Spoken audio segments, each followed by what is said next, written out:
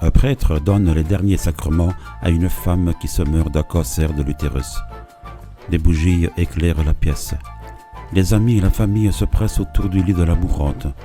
Soudain, quelqu'un sort de la pièce et revient quelques minutes plus tard, armé d'un long couteau de cuisine. Il demande à tout le monde de s'écarter. Il s'approche du lit, soulève les draps et enfonce le couteau dans le vagin de la femme. Il le retourne plusieurs fois dans la plaie, l'enlève et glisse la main dans l'ouverture.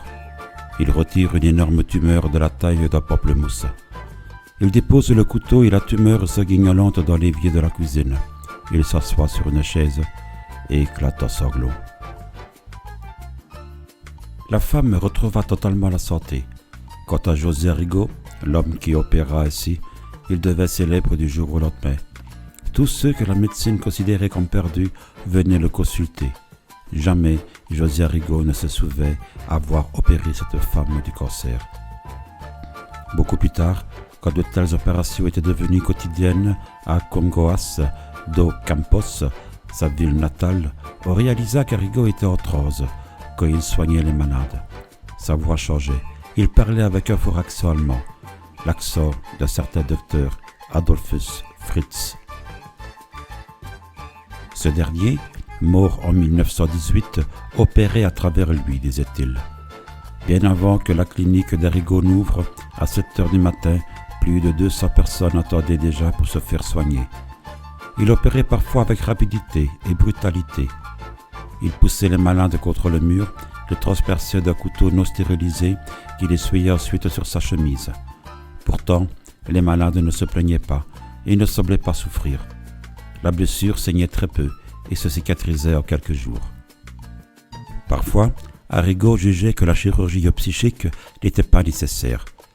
Il jetait un simple coup d'œil, ne posait aucune question et prescrivait une rapide ordonnance. En général, les médicaments qu'il administrait étaient des drogues très connues, fabriquées par de grandes entreprises pharmaceutiques. Mais il administrait ces médicaments en doses anormalement élevées. Qu'importe ce que pouvait en penser la médecine conventionnelle, elle guérissait les malades. On estime qu'en 5 ans, Arrigo traita un demi-million de malades de toutes classes sociales. Cela lui apportait peu, car il n'acceptait aucun cadeau en remerciement. Dans les années 1950 et 1960, il devint un héros national. Il ne se passait pas un seul jour sans qu'une de ses guérisons miraculeuses ne fasse les gros titres des journaux. Les malades affluaient du monde entier. Adrija Puradic, un chercheur qui s'intéressait au paranormal, vint de New York se rendre compte sur place. Il revint quelques jours plus tard avec une équipe de docteurs pour tourner un film documentaire. Une vision de cauchemar, c'est ainsi que Puaric définit la scène à laquelle il assista. Tous ces gens étaient gravement malades. L'un d'entre eux, une femme, avait un goitre. Arrigo prit un couteau, incisa le goitre, le retira et le déposa dans la main de la malade. Il essuya la blessure qui saignait à peine avec un morceau de coton sale, et la femme s'en alla simplement. Puaric se prêta lui-même à cette expérience. Il demanda à Arrigo de lui extraire une tumeur bénigne au bras, ce qu'Arrigo fit en quelques secondes. Le docteur Puaric ramena aux États-Unis le film et donna la tumeur analysée en laboratoire. Arrigo pratiqua cette chirurgie psychique pendant de nombreuses années, et jamais personne ne se plaignit d'avoir été mal soigné. Bien entendu, les autorités locales considéraient ce qu'il faisait d'un mauvais œil. Arrigo n'avait aucune formation médicale. En 1956, on l'accusa de pratique illégale de la médecine. Nombreux furent ceux qui vinrent témoigner d'avoir été guéris d'une maladie grave. Mais les témoignages ne firent qu'aggraver le cas d'Arrigo. Il fut condamné à faire de la prison. Il fit appel. La peine fut réduite à 8 mois et assortie d'une amende. M. Kipinsteck, président du Brésil, le gracia, mais on l'inculpa de nouveau quelques mois plus tard.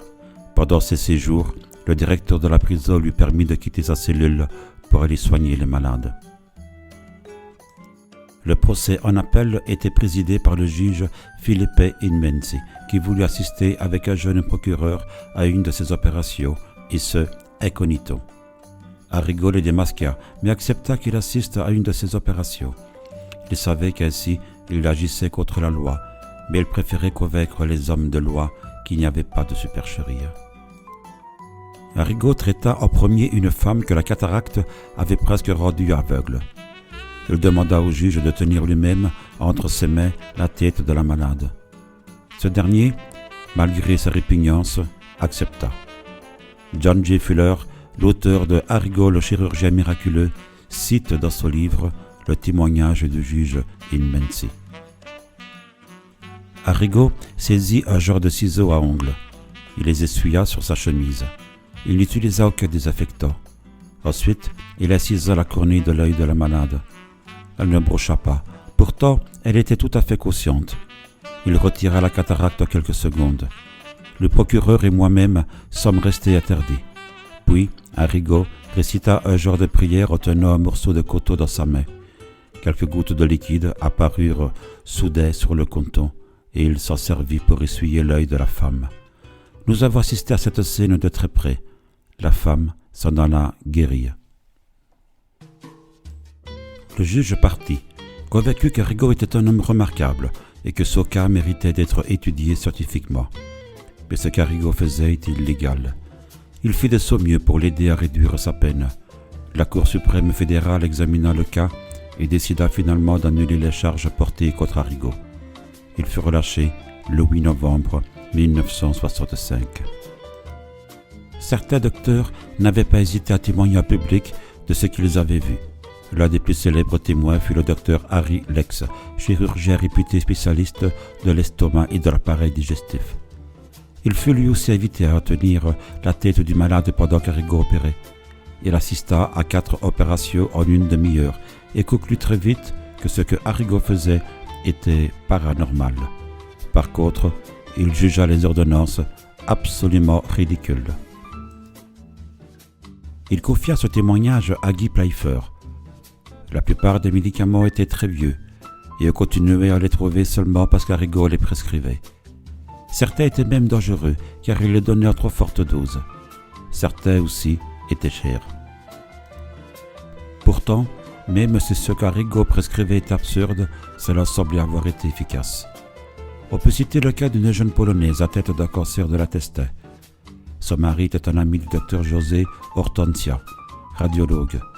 On amena un jour la jeune femme de toute urgence à l'hôpital, pensant qu'elle souffrait d'une obstruction intestinale.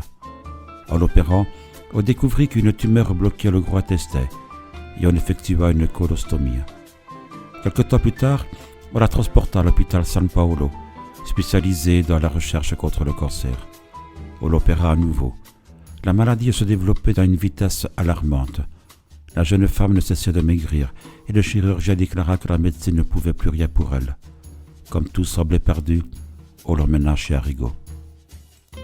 Le docteur Madeiros accompagna le couple pendant ce long et pénible voyage jusqu'à Concoras do Campo. Le mari était autrichien. Il s'adressa directement au docteur Fritz en allemand. Puis, Arrigo lança un bref regard à la jeune femme, griffonna une ordonnance et lui dit « Prenez ceci et vous retrouverez la santé. » Malgré les doses anormalement élevées, le docteur Madeiros donna le traitement à la jeune femme. Son état s'améliora visiblement dans les semaines qui suivirent. Elle revint consulter Arrigo qui la déclara hors de danger et lui donna 2 autres ordonnances. Lors d'une 3e visite, Arrigo affirma qu'elle était totalement guérie et lui conseilla d'annuler l'opération. Il faisait allusion à la colostomie.